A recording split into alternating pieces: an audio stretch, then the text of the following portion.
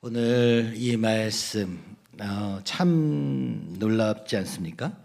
어떻게 이런 때에 정확한 때 날짜까지도 이렇게 정확하게 하나님이 계속 우리에게 인도하시는지, 그렇죠? 놀랍지 않을 수 없습니다. 그럼 우리가 무엇을 놓쳤는가? 왜 우리는 그것을 보지 못하는가? 목요일마다 하고 있는 독서 모임에서 이런 것들을 믿음과 상관없이 오늘 시대를 분석하면서 우리의 잘못된 생각들을 같이 보고 있습니다. 미성숙한 사람들의 사회라는 책입니다. 그것도 하나님이 주신 책이라고 생각이 될 만큼 오늘 왜 그런가? 소원이 있으면서도 왜 이것을 그대로 삶으로 살 수 없는가? 이 시대에 가지고 있는 한계에 대한 얘기들을 그 책은 말해줍니다. 그 중에서 몇 가지만 조금 빼서 같이 읽어보면 좋겠는데요. 모든 사람들이 최상의 상태를 원한다. 그러면서 가까이 있는 것을 보지 못하기 때문에 모두가 고통을 받는다. 오늘 이 시대는 모두가 최상의 상태가 가능하다고 믿어지는 상황이라는 것이죠. 그래서 근데 우리의 그 소원과는 반대로 당장 가까이 있는 것은 보지 못하기 때문에 그 상태를 이룰 수 없는 것에 대해서 설명하는 책입니다. 그러면서 거기에 자신에게 집착하고 있는 나르시스에 대한 이야기가 나옵니다.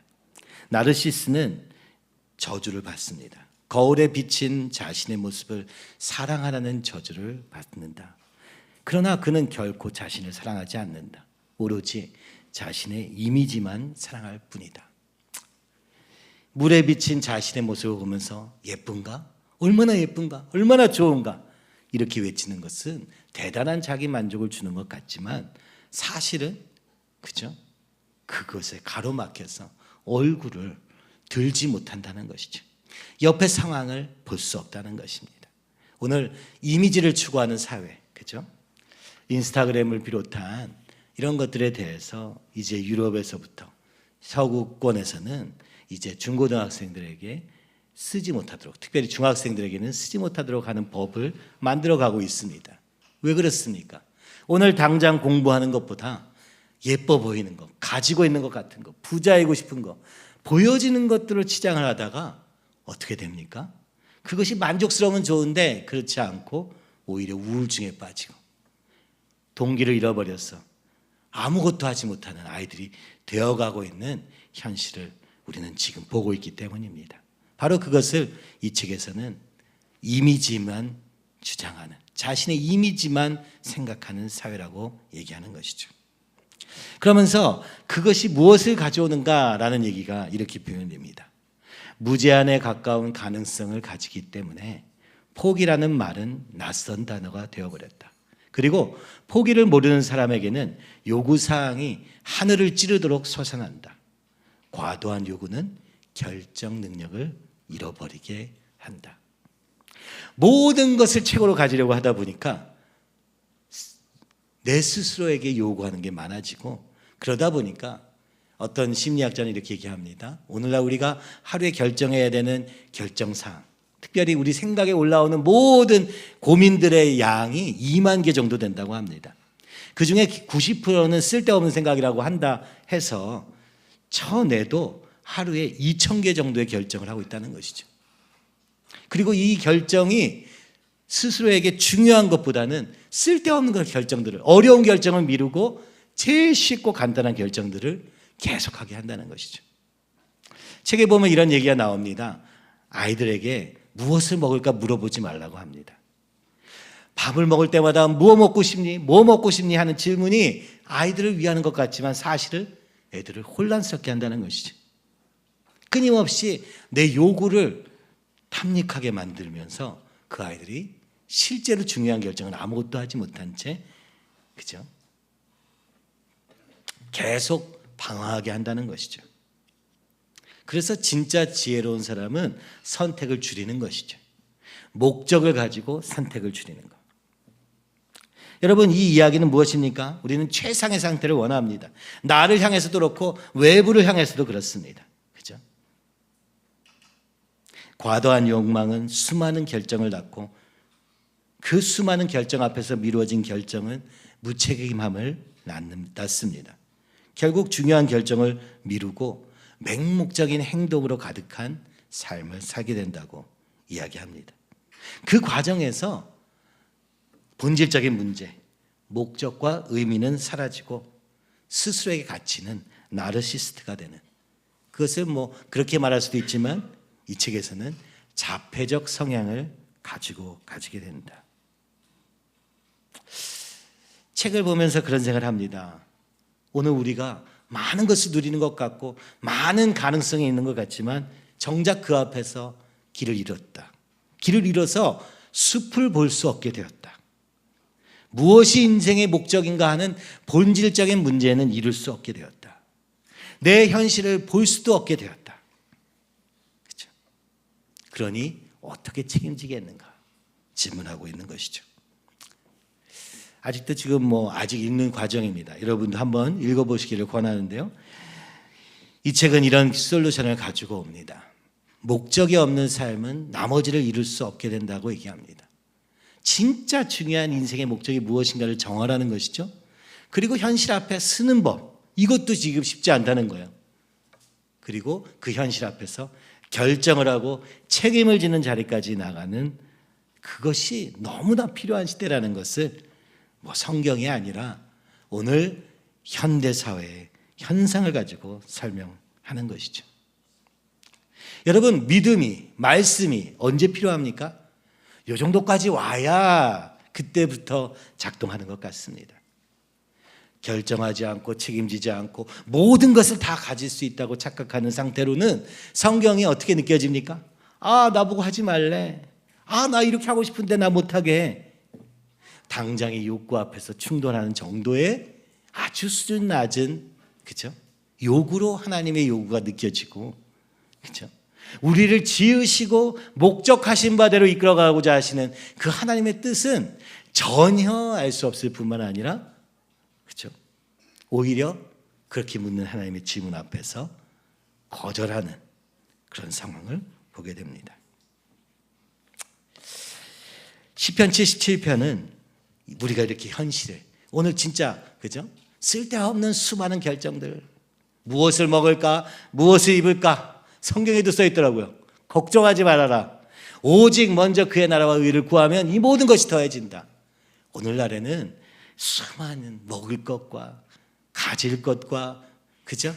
수많은 가능성을 포기하지 않음으로 말미암아 아무 삶도 살 수 없는 이 상태를 벗어나라고 얘기하신 것처럼 들립니다.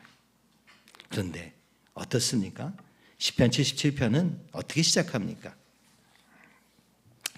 그런데 이렇게 깨어서 우리 현실 앞에서 어떻게든 주님 앞에서 살려고 하는 순간, 눈을 떠서 온갖 가지고 있는 욕망의 세계에서 좀 벗어나서 딱 눈을 뜨면, 현실을 맞닥뜨리면 슬픈 현실을 맞이하게 됩니다. 개인의 차원에서도 그렇고 국가의 차원에서도 그렇고 말입니다. 오늘날에는 수많은 이념과 사상들이 이 슬픈 현실을 해결할 어떤 간단한, 그죠? 것들을 제공합니다. 그 차별 때문이야. 차별을 없애면 우리 세상은 다 좋아져. 그죠? 사회 구조가 이래서 그래. 이걸 바꾸면 모든 게 바뀌어. 근데 사실 그렇습니까? 그렇게 간단한 해결책은 어설픈 해결책이 되고 맙니다. 오늘날 한국의 젊은이들이 가지고 있는 생각은 무엇입니까? 이 세상은 불공평하며 노력해도 소용없고 우리는 끊임없이 착취당하며 앞으로도 착취당할 것이니 아무것도 하지 말자. 이것이 오늘 우리의 문제가 있다 한들 그 문제를 해결할 능력이 있습니까? 오히려 문제를 더하고 있는 것은 아닐까요? 간단한, 그죠? 머릿속의 생각이 이 현실을 바꿀 수는 없습니다. 2006년 이후에 한국의 저출산 문제를 해결하기 위해서 쓴 예산은 누적하면 380조에 해당한다고 합니다. 그것이 어떻게 쓰였는가, 그런 것을 제외하더라도 문제는 해결되지 않고 더욱 심각해져 가고 있는 것을 보게 됩니다. 뭐 아주 간단한 질문으로 바꾸면 돈이 없어서 아이를 안 낳는 것입니까? 집이 없어서 아이를 안 낳는 것입니까? 어떤 다큐를 보니까 나라에서 100만 원씩 한 사람에게 아이를 낳으면 줬더니 조리원비가 100만 원이 인상됐다고 합니다. 그래서 아무 소용이 없더라. 그래서 둘째를 낳는 것은 고민하게 된다. 아이를 낳는 문제와 돈의 문제가 그렇게까지 중요한 문제입니까? 그렇게까지 직접적인 문제입니까? 그것이 과연 이 문제를 해결할 수 있는 해결책이 됩니까? 근본적으로 아이를 낳고 키우는 수고보다 당장의 편안함을 추구하는 이기적인 개인과 아이를 함께 키우고자 하는 공동체성을 잃어버린 물질적인 사회의 결과가 아닌가요? 우리는 문제는 찾아낼 수 있는데 해결책은 잘 찾아내지 못합니다. 왜냐하면 표면적인 것을 해결하려고 하기 때문이죠. 하나님은 인간의 모든 문제가 이 세상의 창조이신 하나님을 잃어버리고 세상에 사는 목적을 상실해버린 인간의 죄의 결과라고 말합니다. 그래서 시편에는 애가와 탄원시들로 가득한 것이죠. 슬픈 현실 앞에서 하나님 앞에 부르짖는 자, 그렇죠? 답이 없는 세상 속에서 울부짖는 기도로 가득 차 있는 이 시편의 기도는 어쩌면 슬픈 현실은 당연한 것임을 보여주고 있는지도 모르겠습니다. 그리고 그거에 대한 해답은 오직 하나님께 두라고 말씀하시고 계시는 것 같습니다. 77편 여러분 1절에서 3절이죠. 한번 같이 또 읽어보면 좋겠습니다. 이 셀라가 그 파트를 나누는 것이니까 셀라까지 읽으면 되니까 1절에서 3절로 읽겠습니다. 내가 내 음성으로 하나님께 부르짖으리니 내 음성으로 하나님께 부르짖으면 내게 귀를 기울이시리로다. 나의 환난 날에 내가 주를 찾았으며 밤에는 내 손을 들고 거두지 아니하였나니 내 영혼이 위로받기를 거절하였도다. 내가 하나님을 기억하고 불안하여 근심하니 내 심령이 상하도다. 셀라. 여러분 부르짖습니다. cry out이라고 되어 있죠. 그냥 예수님 도와주세요 이런 게 아니라 울부짖었다라고 얘기하는 것이죠. 무슨 문제가 있길래 그렇게 부르짖고 있을까요? 주님 내게 귀를 기울여 주시옵소서 부르짖습니다. 무엇을 위해서 부르짖는지보다 하나님이 내게 귀를 기울이시도록 하기 위해서 그분의 관심을 끌어들이기 위해서 울부짖는 기도를 드리고 있는 이 시편 기자. 아삽은 찬양을 인도하는 사람이었습니다. 바로 이 찬양으로 기도로 그렇죠? 울부짖음으로 나아가는 그 기도가 바로 그의 찬양이었고 이것이 예배의 찬양이었던 것이죠. 환난 날을 맞았습니다. 주님을 찾았습니다. 그러나 금방 해결되지 않습니다. 그래서 밤에도 손을 들고 거두지 아니하며 작은 위로에 받기를 거절하고 오늘 근본적인 문제가 해결되기까지 내가 울부짖는 이 원인이 무엇인가? 그죠? 얼마의 돈이 더 필요합니다. 얼마의 도움이 좀 필요합니다. 이런 얘기가 아니라 과연 이 땅에 사는 이유가 무엇인지, 왜 이렇게까지 이 죄로 인해서 여기까지 갈 수밖에 없는지 말이죠. 답은 없지만 위로받기를 거절하며 부르짖고 있는 것이죠. 그랬더니 하나님을 기억하며 말씀을 기억하며 또 그렇지만 그렇다고 불안이 사라집니까? 아니요. 오히려 문제를 제대로 보니 불안해집니다. 더 근심이 더합니다. 심지어 내 심령이 상하기까지 합니다. 왜냐하면 답이 없기 때문입니다. 쉬운 답이 있었더라면, 그렇죠? 오늘날 우리의 기도와 같이 얕은 기도로 우리의 인생의 문제를 해결됐다, 내가 기도했더니 이렇게 됐다 정도의 문제라면, 그렇죠? 이런 기도가 아니었을 것입니다. 하나님을 쉬운 문제에 쉬운 답으로 바꿔버리는 얕은 시대, 표면적인 시대 속에서 오늘 우리는 오히려 근본적인 문제를 찾게 됩니다. 근데 어디서 찾습니까? 내 당장에 문제가 없는 이 풍요로운 세상 속에서는 문제조차 찾을 수 없습니다. 뭐 사회학적으로 뭐가 문제인가 분석하라는 얘기가 아닙니다. 오늘 주님이 어떻게 보시는가를 보면 압니다.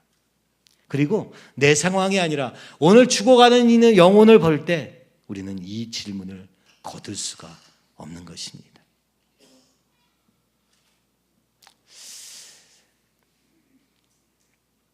오늘 그죠? 북한의 문제. 어떻게 해요? 답이 없습니다. 그러나 울부짖는 기도를 통하여 하나님이 귀를 기울이시도록 그죠? 위로받기를 거절하며 나아가는 것. 어제 4시간 반의 집회를 했습니다. 그것도 더 넘었지만. 근데 길지 않았습니다. 주말에 쉬고 싶은 그 탈북민들을 모으기 위해서 수많은 경품 행사를 하면서 수많은 그죠? 선물을 받아가지고 우리 아이들도 좀 받아왔더라고요. 염색약, 뭐 홍삼 비누, 막 이런 거. 참 신기한 선물들이 많더라고요. 그들의 붙잡고 그 4시간 반 중에 약 30분 정도의 복음을 전하는 시간을 위해서 그들을 붙잡아 놓기 위해서 그렇죠? 현장에서도 온라인에서도 보면서 진짜 4시간 반을 하니까 기도가 절로 나오더라고요. 그렇죠? 북한을 잘 모르는데도 기도가 나오더라고요. 저 옆에 있는 사람들의 눈물과 그들의 탄성을 보며 기도가 나올 수밖에 없었습니다. 그 사회자가 나중에는 우리의 연극 뒤에 용서를 구합니다. 여러분이 한국에 와서 너무 힘드셨군요. 제가 죄송합니다. 그럴 때 옆에 있는 사람들이 눈물을 흘리는 것을 보면서 그들이 북한에서도 괴로웠고 중국에서는 더 괴로웠고 한국에서는 모든 게 해결될 줄 알았는데 여기서조차 탈북민이라는 신세를 숨겨야만 하는 그런 상황 속에서 무시받고 멸시당하며 가장 낮은 자리에 있을 수밖에 없었던 그들의 아픔을 위로하는 그 말들이 그들에게 너무나 크게 들리는 것을 보면서 얼마나 그들이 아파하고 있는가를 볼 수 있었습니다. 자녀들에게조차 탈북민인 것을 숨길 수밖에 없는 행여나 그것이 그 아이들에게 학교에 가서 조롱당하는 일이 될까? 그렇죠? 뭐 그 아이들만 그렇습니까? 좋은 아파트에 살지 않는 아이도 조롱받는 세상 속에서 탈북민이라는 것을 밝히는 것이 얼마나 어려웠을까? 우리는 상상도 할 수 없죠. 그 현장에서 그들과 함께 눈물 흘리며 애를 쓰고 있는 목사님을 보면서 김관우 목사님을 보면서 저분이야말로 우리가 도와야 되는 분이고 또 저분이 우리의 그 도움을 너무 감사해하면서 그렇죠? 우리 아까 인터뷰 보셨죠? 제가 보기엔 탈북민 전혀 같지 않았는데 너무 탈북민 같았다. 그죠? 유키는 진짜 중국에서 태어난 탈북민 같은 그죠? 아주 재밌었습니다. 우리 아이들도 재밌었을 거예요. 다들 어느 사람인가? 그죠? 한국 사람인 것 같은데 한국 사람은 아닌 것 같은데 그죠? 저도 보면서 되게 웃겼어요. 중국 사람이 가장 탈북민답게 생겨서 발음은 어눌한데 북한 말투는 아니에요. 그래서 역할을 제대로 맡았다. 북한에서 태어난 탈북민 자녀 같은 그런 느낌으로 너무 기뻐하면서 그들의 아픔과 현실을 전달하는 일에 우리가 쓰임받았다는 것이 감사하면서도 아프지 않았습니까? 오늘 우리는 내가 무엇을 더 가질까에 집중하고 있는데 말입니다. 기도라 해봐야 좋은 대학에 들어가고 좋은 집을 가지고 좋은 직장에 들어가서 편안하게 살면서 더 편안하게 살 것을 꿈꾸는 그것이 우리의 전부인 유일한 목적인 것 같은 삶 속에서 그들의 삶은 너무나도 이질적이었고 그렇죠? 현장을 속에서 더 많은 생각을 해보게 되었습니다. 그 어두운 현실 속에서 불안하여 근심하더라도 해결되지 않는 문제 앞에서도 하나님을 기억하며 기도하는 것. 이번 주간을 보내면서는 이 말씀과 더불어서 목사님도 기억하며 우리 교회 현실도 보면서 이런 팀 켈러 목사님의 말이 사실이다라는 생각이 들었습니다. 하나님에 대한 확신이 희미해진 가장 확실한 증상은 메마른 기도 생활이다. 오늘 우리에게는 눈물 흘리며 기도할 제목이 사라지고, 그렇죠? 그러지 않아도 괜찮은 삶을 살고 있는 것이죠. 그것이 하나님이 필요 없는, 하나님에 대한 확신이 희미해진 증거입니다. 이제 우리는 메마른 기도가 아니라 눈물로 씨를 뿌리는 기도 생활이 되어야 할 줄로 믿습니다. 그것만이 우리가 살 수 있는 길입니다. 그것만이 하나님이 오늘도 살아계시는 증거가 내 안에서 먼저 될 것이기 때문입니다.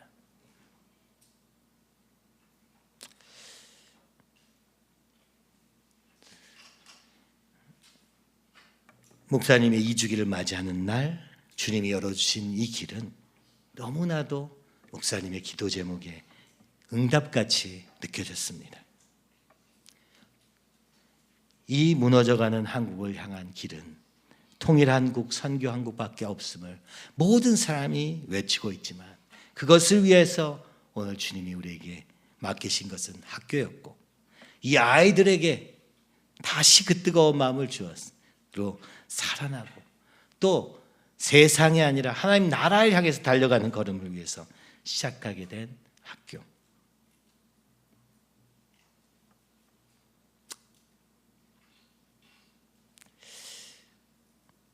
그 기도 제목, 나라와 민족을 위한 기도 제목, 이것을 우리가 다시 회복해야 될 줄로 믿습니다. 어제 찬양 중에서 저는 이 찬양이 우리 아이들은 뭐가 제일 좋냐 했더니 그 북한에서 오신 기타리스트 있었잖아요. 참 신기하더라고요. 저도요. 기타를 어떻게 동시에 막 그 무슨 기법인지 잘 모르겠지만 되게 좋았다고 하는데 저는 이게 제일 좋았습니다. 송정미 사모님이 부르신 찬양이었습니다. 주님의 성령 내게 임하여 하늘의 영광 나타내게 하소서. 주님의 성령 내게 임하여 하늘의 영광 나타내게 하소서. 그러면서 그분이 이 말씀을 외칩니다. 주 여호와의 영이 내게 내리셨으니 이는 여호와께서 내게 기름을 부으사 가난한 자에게 아름다운 소식을 전하게 하려 하심이라. 나를 보내사 마음이 상한 자를 고치며 포로된 자에게 자유를, 갇힌 자에게 노임을 선포하며 여호와의 은혜의 해와 우리 하나님의 보복의 날을 선포하여 모든 슬픈 자를 위로하되 무릇 시온에서 슬퍼하는 자에게 화관을 주어 그 죄를 대신하며 기쁨의 기름으로 그 슬픔을 대신하며 찬송의 옷으로 그 근심을 대신하시고 그들이 의의 나무 곧 여호와께서 심으신 그 영광을 나타낼 자라 일컬음을 받게 하려 하심이라. 아멘. 탈북민의 고통을 느낀 그들이, 그죠? 마지막에 탈북민 신학생들이 나와서 찬양할 때, 그죠? 그들이 자신의 고통에도 불구하고 그 고통을 동일하게 갖고 있는 자들을 위하여서 여호와께서 심으신 그 영광을 나타낼 자로 선포하고 나가는 그 걸음이 얼마나 많은 시름이 있었겠습니까? 당장 내 문제도 해결되지 않음에도 불구하고 오늘 주님의 영광을 나타낼 자로 부르심을 받았음을 믿음으로 바라보며, 그렇죠? 오늘도 가난한 자, 마음이 상한 자, 포로된 자, 갇힌 자에게 그들을 향한 주님의 마음으로 고치며 자유케 하며, 그렇죠? 노임을 선포하며 나아가는 걸음으로 가도록, 그것은 주 여호와의 영이 내리시기 전에는 불가능하다 말하는 것이죠. 그래서 이 찬양이 막 선포처럼 느껴졌습니다. 큰 공간 안에 주님 이곳에 하나님의 성령이, 그죠?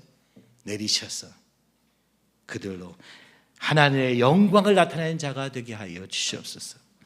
그죠? 이 기도가 저에게도 끊이지 않게 되더라고요. 주님의 성령 내게 임하여 하늘의 영광 나타내게 하소서. 주님의 성령 내게 임하여 하늘의 영광 나타내게 하소서. 생각해보니까 중고등학교 때 이 찬양 그렇게 많이 불렀었는데, 그래서 성령 충만 받으려고 막 뭐 어떻게 받는지도 모르지만 성령 충만 받기 위해서 막 여기저기를 뛰어다녔던 그 시절들이 생각났습니다.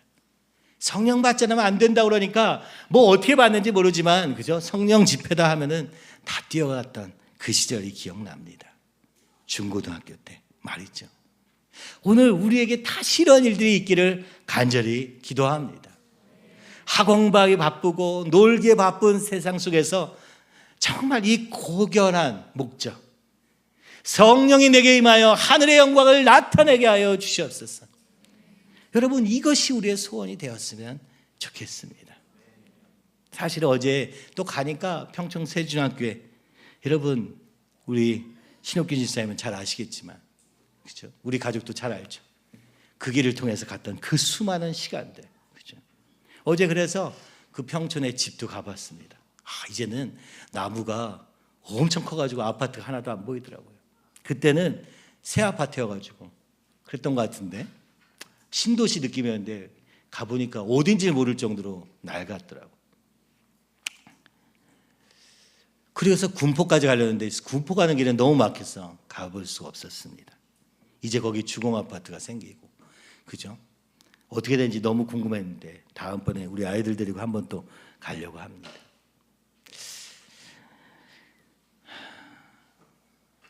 우리 가족, 온 가족이 함께 새벽기도 가는 때가 그때밖에 없었는데, 그때 새벽 4시에 3시 반쯤 일어나가지고 4시에 출발해가지고 용산까지 가서 새벽기도 드렸던 시간들이 있었거든요.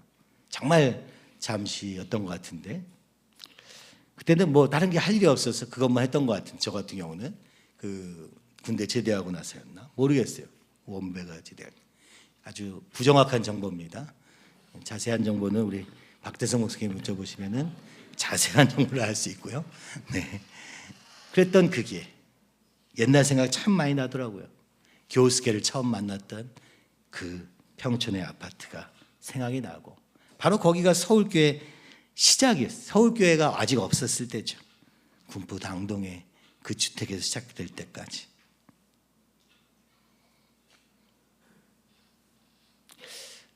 주님, 다시 이 나라에, 아니 우리 교회에 다시 우리 아이들이 성령 받기를 막 갈망하면서 달려가는 걸음이 되기를, 그렇죠? 주님이 그렇게 역사해 주시기를, 우리의 찬양팀이 그저 복음을 이렇게 전한다 정도가 아니라 성령 충만해서 그렇게 전공하지도 않았으나 그 음악을 들을 때마다 막 마음속에서 꿀 수 없는 꿈을 가지게 하는 그 고백이 되기를, 그런 생각을 참 어제는 많이 했습니다. 주님이 오늘 우리에게 맡기신 것은 가난한 자에게, 마음이 상한 자에게, 포로된 자에게, 갇힌 자에게, 그렇죠? 고치고 자유하며 노임을 선포하는 예수 그리스도의 복음으로 말미암아 기쁨과 찬송이 되고, 근심이 기쁨으로, 슬픔이 기쁨으로, 그렇죠? 찬송이 근심을 대신하여 찬송의 옷으로 바꾸게 하시는 놀라운 역사를 이루실 줄 믿습니다. 그러려면 어떻게 해야 됩니까? 이 어두운 밤과 같은 현실을 직면해야 합니다. 그 속에서 하나님이 무엇을 원하시는지 일단 내 삶에서부터 이 어두움의 실체를 만나야 되는 것이죠. 4절부터 9절까지 또 한 번 읽습니다. 주께서 내가 눈을 붙이지 못하게 하시니 내가 괴로워 말할 수 없나이다. 내가 옛날 곧 지난 세월을 생각하였으며 밤에 부른 노래를 내가 기억하여 내 심령으로 내가 내 마음으로 간구하기를 주께서 영원히 버리실까? 다시는 은혜를 베풀지 아니하실까? 그의 인자하심은 영원히 끝났는가? 그의 약속하심도 영구히 패했는가? 하나님이 그가 베푸실 은혜를 잊으셨는가? 노하심으로 그가 베푸실 긍휼을 그치셨는가 하였나이다. 셀라. 이 문제를 맞닥뜨리면서 믿음을 사용합니다. 과거에 하나님이 일하시던 은혜를 기억해냅니다. 그래서 기도를 붙잡고 합니다. 근데 쉽게 해결되지 않는 거예요. 그가 7절에서 이렇게 말합니다. 주께서 영원히 버리실까? 다시는 은혜를 베풀지 아니하실까? 이제 하나님과의 관계는 끝났는가? 그래서 이제 은혜가 다시 주어지지 않는가? 이렇게 외칩니다. 7절에 보니까 그의 인자하심은 영원히 끝났는가? 그렇죠? 영어로 보면 이 인자하심은 unfailing love입니다. 실패할 수 없는 사랑이 실패했는가? 이렇게 질문하고 있는 겁니다. 그의 약속하심도 영구히 패하였는가? 그가 베푸실 은혜를 하나님의 자비와 긍휼이 잊어버리신 건 아닌가? 왜 그쳐졌는가? 진짜 씨름하고 있는 것이죠. 여러분, 쉽게 됐어, 주님이 이렇게 하실 거야, 됐어, 이게 믿음이 아닙니다.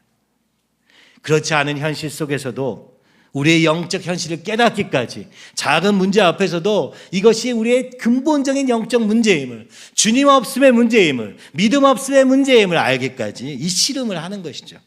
무엇을 붙잡고? 말씀을 붙잡고. 그가 이렇게 부정적인 말들을 내뱉지만 사실은 그가 하나님의 약속을 아는 자임을 알 수 있습니다. 하나님의 관계는 은혜로부터 말미암았음을 지금 얘기하는 것이죠. 그래서 하나님과 끊어진 것은 아닌가 하면서 은혜를 베풀지 않으냐 하시는 하나님, 무슨 얘기입니까?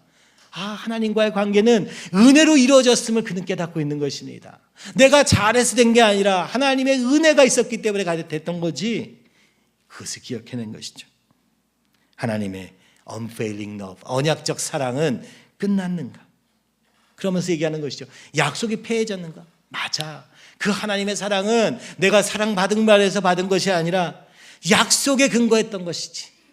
그렇죠? 그 약속이 끝났는가 묻고 있지만 그 약속 안에 있는 unfailing love, 그죠? 헤세드의 사랑, 실패하지 않는 사랑을 또 기억해내고 있는 것입니다.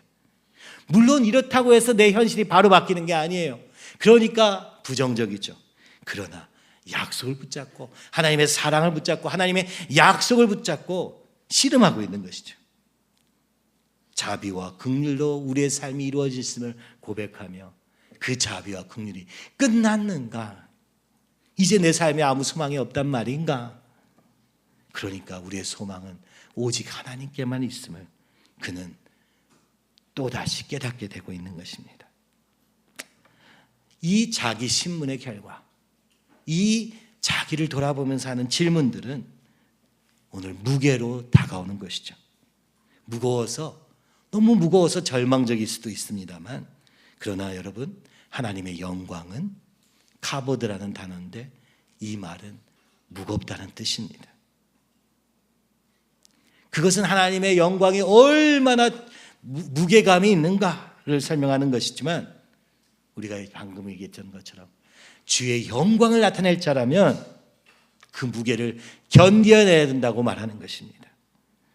하나님의 영광을 경험하고 인정하는 것은 하나님의 영광에 걸맞는 무게를 감당할 믿음이 필요하다는 것을 얘기하고 있는 것이죠. 그래서 고린도전서 10장 31절에 보면은 이렇게 말씀합니다. 그런즉 너희가 먹든지 마시든지 무엇을 하든지 다 하나님의 영광을 위하여 하라. 그 말은 무엇입니까? 그 무게를 견뎌내야 된다는 것입니다. 그래서 어떻게 된다는 것이죠? 하나님이 살아계심을 믿는 자라면, 하나님의 거룩하심을 믿는 자라면, 하나님의 영광을 믿는 자라면 우리는 거룩을 포기할 수 없습니다.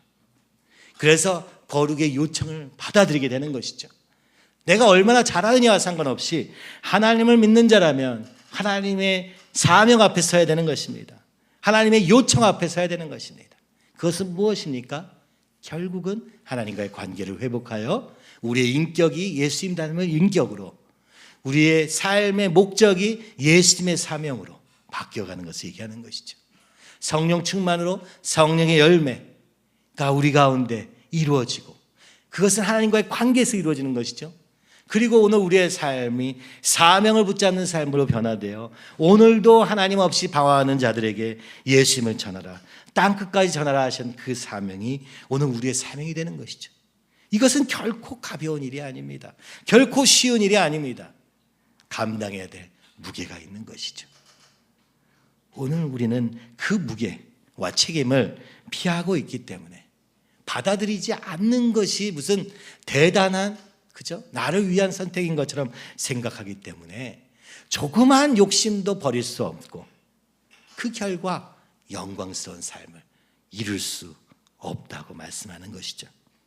오늘 시편 기자 77편의 이 말은 씨름하고 있는 것이죠. 우리로서는 감당할 수 없는 그 하나님의 영광을 향한 그 간절한 소망, 그것을 붙잡고 얘기하고 있는 것입니다. 하나님이 이 교회에 비전을 주시고 사명을 주셨습니다. 그것을 인정하지 않기 때문에, 그죠? 우리 각자 다른 그림을 그려갑니다. 나는 이런 거면 좋겠어. 나는 이런 걸 하고 싶어. 나는 이런 게 맞는 것 같아. 이러면 어떻게 됩니까? 교회는 오늘날의 교회처럼 다 찢어집니다. 내 목표를 도울 사람을 위해서 여기 있는 게 아닙니다. 오늘 하나님의 뜻이 무엇인가를 분별하며 성령 안에서 같은 마음으로 하나 될 때 그것이 하나님의 뜻인 것이지, 그렇죠? 목적을 세우고 목표를 달성하기 위해서 역할을 분담해 가지고 가는 그런 삶, 그런 세상적인 방법과는 전혀 다른 것이죠. 그래서 오늘 주님이 우리에게 주신 걸음이 중요한 것이죠. 우리에게 붙이신 김건능 목사님을 통해서 우리가 어떻게 북한 선교를 준비할 수 있는가가 있는 것이지, 어디 엉뚱한 데 가서 찾을 수 없는 것이죠. 오늘 우리에게 주어진 캄보디아 선교사님을 통해서, 정마태 선교사님을 통해서 보는 것이고, 김현인 선교사님을 통해서 보는 것이지, 엉뚱하게 어디 가서 내 방법으로 뭔가를 한다? 여러분, 여기에는 길이 없습니다. 그게 어려운 싸움이죠. 왜냐하면 내가 생각하기에 이게 나은 것 같고, 이렇게 하는 게 나을 것 같기 때문이죠. 그래서 오늘 우리가 주님 안에서 하나 되지 않고 성령이 임하지 않으면 절대로 하나 된 교회를 이룰 수 없고, 하나가 되지 않은 교회는 아무 능력을 행할 수 없고, 그것이 오늘날 수만 명을 이루는 교회의 갈등이기도 한 것입니다. 각자 스스로의 방법을 주장하다가 하나님의 뜻을 놓치는 것, 계획을 주장하다가 그 하나님의 길을 놓치는 것. 여러분, 그래서 우리가 이번 주에도 하나님이 주신 비전이 무엇이었는가 들었던 목사님의 그 말씀을 통해서 하나님이 주신 것이 무엇인가 다시 붙잡는 그런 기회가 되기를 간절히 바랍니다. 자, 이렇게 막막한 상황 속에서 또 10절에서부터 16절까지 우리 같이 읽어보시죠. 또 내가 말하기를 이는 나의 잘못이라. 지존자의 오른손에 해 곧 여호와의 일들을 기억하며 주께서 옛적에 기회를 기억하리이다. 또 주의 모든 일을 작은 소리로 읊조리며 주의 행사를 낮은 소리로 되뇌이리이다. 하나님이여, 주의 도는 극히 거룩하시오니 하나님과 같이 위대하신 신이 누구오이까? 주는 기이한 일을 행하신 하나님이시라. 민족들 중에 주의 능력을 알리시고 주의 팔로 주의 백성 곧 야곱과 요셉의 자손을 속량하셨나이다. 셀라. 예, 셀라 아주 잘해주시네요. 예, 한 구절의 끝입니다. 아무리 해도 답이 안 나와요. 그래서 주님과 끝까지 씨름을 하다가 그 주님께서 한 장면을 보여주신 것이죠. 그리고 기억해냅니다. 지존자의 오른손에 해. 그것은 The Most High stretched out His right hand. 그죠? 하나님께서 뻗으신 그 오른손을 기억했다고 말합니다. 그것은 바로 홍해를 가르신 그 기적입니다. 구원, 은혜로 받은 구원의 사건입니다. 종되었던 자리에서 우리를 건지셨던 그 첫 번째 주님과의 만남을 기억해 내기 시작합니다. 그것도 의적으로 합니다. 여호와의 일들을 기억하며 기이한 일들을 기억하시리이다. 옛적 행하신 그 기일을 기억함으로 다시 힘을 얻습니다. 그리고 읊조리고 되뇌이며 당장의 해결이 불가능할 때 다시 붙잡는 믿음은 바로 우리의 첫 번째 구원의 사건인 것이죠. 그것을 기억하고 읊조리는 것을 통하여서 옛적 행하신 기이한 일, 곧 출애굽의 놀라운 기적의 일, 홍해를 가르신 그 구원의 기적을 기억해내는 것입니다. 그렇죠? 오늘 우리에게 그 기억이 있습니까? 내가 어떤 자리에서 어떻게 변했는지 여러분 기억하십니까? 잘 기억 안 나실 거예요. 난 벌써 다 됐고, 그죠? 나는 이제 완전 다른 사람이 됐으니까 내가 이전에 어떤 사람인지는 기억하고 싶지조차 않을지 모릅니다. 그러나 여러분, 복음을 전하는 현장에서 오늘도 죽어간 자를 만났을 때 무엇이 필요합니까? 오늘 내가 어떤 자리에서 건짐을 받아 여기까지 왔는지를, 그죠? 얘기하는 것입니다. 오늘 우리의 그 수많은 실패가 속에서도 우리를 건지신, 방황하던 그 시절에 나를 건지신 그 하나님의 놀라운 기적, 그것이 우리의 고백의 증거가 되고 믿음의 기반이 되는 것입니다. 이미 다 된 자로는 그런 고백이 없는 것이죠. 그래서 이미 벗어났으나 어디서 건지셨는지를 기억해내는 것, 이것이 우리의 믿음의 가장 큰 힘이 되는 것이죠. 왜 잃어버렸습니까? 더 이상 구원이 필요하지 않은 세상을 우리는 살고 있기 때문입니다. 여러분, 오늘도 눈물 흘리고 괴로워하는 사람들 옆에 가서 보십시오. 어줍지 않게 몇 마디에서 도와주는 것 말고 그들의 삶에 들어가서, 그렇죠? 함께 경험하며 겪는 어려움.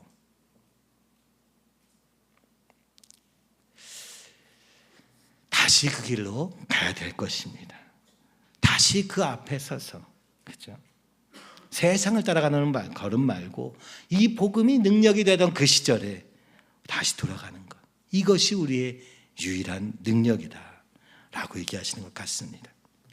하나님이 오른손으로 붙잡았던 그 자리에서 나를 건지셨던 주님이 오늘도 역사하실 것을 믿음으로 붙잡는 거예요. 근데 잘 안 붙잡아줘요. 그러니까 기억해내는 거예요. 아, 그때 그랬었지. 아, 그때 그랬지. 묵상하는 거예요. 하나님의 말씀을 읊조리는 것입니다. 바로 출애굽기 15장에 있는 말씀, 미리암의 찬양을 기억해내는 것입니다. 그렇죠?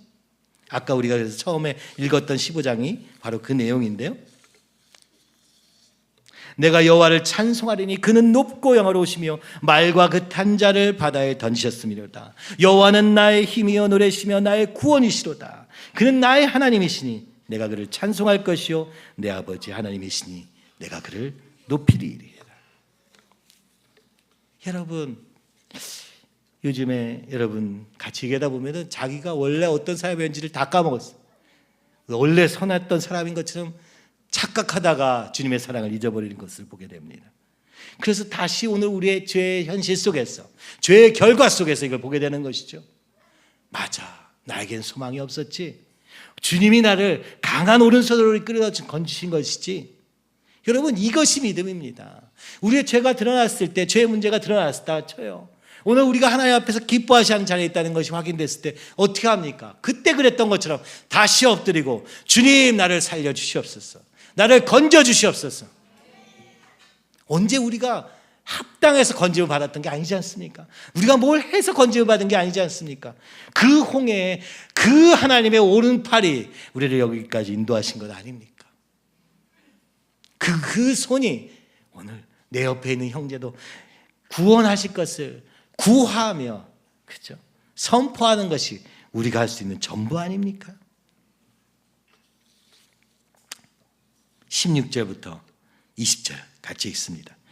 하나님이여, 물들이 주를 보았나이다. 물들이 주를 보고 두려워하며 깊음도 진동하였고 구름이 물을 쏟고 궁창이 소리를 내며 주의 화살도 날아갔나이다. 회오리 바람 중에 주의 우레소리가 있으며 번개가 세계를 비추며 땅이 흔들리고 움직였나이다. 주의 길이 바다에 있었고 주의 곧은 이 길이 큰 물에 있었으나 주의 발자취를 알 수 없었나이다.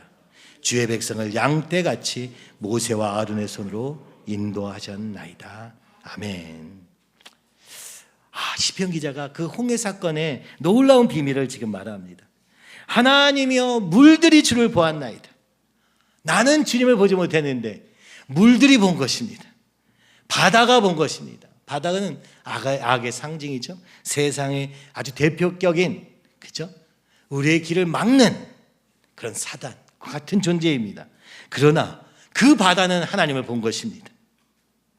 물들이 주를 보고 두려워하며 깊음도 진동하였고, 깊은 바다, 아주 죄의 깊은 것까지도 흔들려 버렸다는 것입니다. 왜요? 구름이 나타납니다. 궁창에서 소리가 들립니다. 화살이 날아갑니다. 회오리 바람이 부는데 그 속에서 우레소리가 들립니다. 번개가 비춥니다. 땅이 흔들립니다. 이것은 성경에 나오는 하나님의 등장의 현현의 증거입니다. 하나님이 나타나실 때마다 하늘이, 번개가, 궁창이 소리를 내며, 그죠? 우레소리 같은 번개가 땅을 비추고 진동이 일어난다고 성경은 말하는 것이죠. 무슨 얘기를 합니까? 이 시편 기자는 오늘 그때 일하신 주님을 기억합니다. 그때 이 우리 앞에 적들은 하나님을 보았었지. 그들이 두려워 떨며 길이 열렸었지. 그때 하나님이 임재했던 그 순간들을, 그죠? 바로 그것이 하나님의 일이었음을 선포하면서 그렇게 하나님의 일은 이루어지는 것이었다고 말하는 것이죠. 보이지 않는 길에서, 부르짖는 기도 속에서 믿음의 길을 붙잡고, 그죠? 약속의 말씀을 붙잡고 기도로 부르짖으면서 어떻게 하는 것입니까? 내게는 아직 보이지 않지만 그때 나타나시던 그 주님이, 보이지 않는 하나님의 역사가 임하시기를 인내로 버티고 있는, 그것이 오늘의 답임을 그가 찾고 있는 것입니다. 하나님의 가장 웅장한 계시 속에서도 그분은 여전히 심오하게 숨겨져 있었던 것입니다. 그분의 행위는 오직 믿음으로만 인식될 수 있었다고 말하는 것이죠. 그렇습니다. 믿음은 보이지 않는 것들의 증거입니다. 그렇기 때문에 보이지 않습니다. 그러나 끝까지 믿는 자에게는 보이는 날도 올 것입니다. 주님의 때에 주님이 원하시는 시간, 주님이 일하실 것이기 때문에 그렇습니다. 그래서 19절에 고백이 나오는 것이죠. 주의 길이 바다에 있었고, 우리는 홍해 사건을 알기 때문에 홍해를 가로질러서 건너갈 것이라는 것을 우리는 압니다. 그러나 그들은 몰랐습니다. 바다에, 앞에는 바다가, 뒤에는 애굽의 군대가, 그죠? 도망갈 곳이 한 군데도 없을 때, 이걸 우리가 어려운 말로 진퇴양난, 그럼 왼쪽으로 오른쪽으로 갈 수 있었습니까? 없었습니다. 그러니까 사방이 막힌 상황이었던 것이죠. 그러나 주님의 길은 바다 안에 있었던 것입니다. 우리가 그렇게 두려워하고 피하는 그 길 안에 있었던 것입니다. 그렇죠? 주의 고든 길이 큰 물에 있었으나, 큰 물, 그러니까 더 두려워요. 그러나 그 안에 길이 있었던 것이죠. 아니, 학교가 어떻게 가나? 돈도 없고 장수도 없는데 어떻게 하나? 뭐 그걸 찾기도 하고 고민도 해봤습니다만 아무 길이 없었습니다. 가장 두려워하는, 그죠? 우리의 가정 안에 답이 있었다는 것을 우리는 보게 하십니다. 가장 큰 문제 안에 답이 있는 것입니다. 그러므로 그 문제와 싸울 때 길이 열리는 것입니다. 우리가 싸우는 건 아니죠. 하나님이 일하시니까 가능한 것이죠. 문제 속에 답이 포함되어 있는 것입니다. 그리고 그 답은 저절로 이루어지는 것이 아니라 하나님이 그 가운데 계실 때 분명한 하나님의 임재와 능력이 숨겨져 있는 방법들 속에 있음을 보여주고 있는 것이죠. 로마서 11장 33절, 깊도다 하나님의 지혜와 지식의 풍성하며. 우리 인간의 죄를 어떻게 해결할지 모르는데 그 길이 바로 예수님의 십자가 안에, 우리가 그렇게도 싫어하고 보기 싫어하는 그 십자가의 길 안에 있었다고 말하는 것입니다. 그의 판단은 헤아리지 못할 것이며 그의 길은 찾지 못할 것이로다. 바다에 숨겨진 주님의 길. 오늘 우리 여러분 어떤 문제를 회피하고, 그죠? 어디에서 도망가고 있습니까? 이제 아무 길이 없네. 내가 다른 길 찾아야지. 혹시 그러고 있지는 않습니까? 오늘 우리의 문제 상황 안에 답이 있는 것입니다. 그렇죠? 주님이 이미 보고 계시고 바다는 이미 보고 있는데 우리는 보이지 않는 것이죠. 이때 할 수 있는 것 딱 하나밖에 없습니다. 믿음을 가지고 인내하는 것. 20절은 말합니다. 주의 백성을 양떼같이 모세와 아론의 손으로 인도하셨도다. 그러면서 20절은 이렇게 말합니다. 여러분, 물 위를 걸어오시는 예수님이 등장하십니다. 성경에는 물을 위로 걸어오세요. 출애굽은 갈라져서 오는데 예수님은 바다 위를 걸으십니다. 그 두렵고 두려운 깊은 바다 위를 걸어가시는 예수님, 그리고 글로 오라 하시는 예수님, 여러분 상상할 수 있습니까? 마치 서핑을 하듯 물 위를 걸어가게 하시는 주님. 물 위에 길이 있네요. 예수님 안에서는 물 안에도 있고 물 위로도 있고, 그죠? 피할 만한 때 피할 길을 주시기도 하시지만 그 문제가 오히려 내가 믿음으로 선포할 때 그것이 답이 되어 돌아오는 이런 놀라운 역사의 있음을 보게 됩니다. 그래서 여러분에게 이렇게 얘기하고 싶습니다. 여러분이 가장 피하고 두려워하는 그 문제를 직면하시기 바랍니다. 그것을 기도로, 인내로 하나님의 일하심을 보이지 않는 때에도 구하며 싸우시기 바랍니다. 내가 싸우는 것은 아니지만 그 길을 피해가지고는 길이 없는 것입니다. 그리고 주님은 말씀하십니다. 하나님은 목자같이 우리를 인도하시되 모세와 아론의 손으로 인도하셨다. 오늘날로 말하면 머리 대신 그 예수님께서 몸된 교회를 통하여 우리를 인도하고 계신다고 말씀하십니다. 물 위를 걸으시는 예수님이 우리의 머리 되시며 우리를 통해서 우리를 몸으로 삼으셔서 그 예수님의 이 십자가 영광을, 부활 영광을 드러내는 교회로 삼으시려고 하시는 것이죠. 오늘 시편 77편은 우리에게 고통 속에서 하나님의 알 수 없는 발자취를, 그 신비를 곰곰이 생각하도록 초대합니다. 그 변화없는 사랑이 실패했습니까? 오늘 우리의 현실은 그렇게 보여집니다. 그러나 끝까지 우리를 구원하신 놀라운 기적을 붙잡고 걷는 것. 77편의 시는요, 결론이 아직 안 났어요. 내 문제가 해결됐는가 안 되는가 안 나옵니다. 이미 승리하신 그 승리로 결론 났기 때문입니다. 그러니 무엇은 결론입니까? 나는 끝까지 믿음으로 말미암아 살리라. 이렇게 외치고 있는 것 같습니다. 그리고 그 믿음의 길은 오늘 주님이 머리 되신 이 교회의 주인 되실 때 함께 이뤄가는 길로 만들어 가시는 것이고, 그리고 그것은 우리의 선택에 달려있다고 말하는 것이죠. 문제 앞에서 가벼운, 그죠? 위로로 끝날 것인가? 아니면 본질적인 문제 앞에 서서, 그죠? 내 인생을 지으신 주님 앞에 서서 내 인생의 목적을 묻고 답을 얻고 갈 것인가?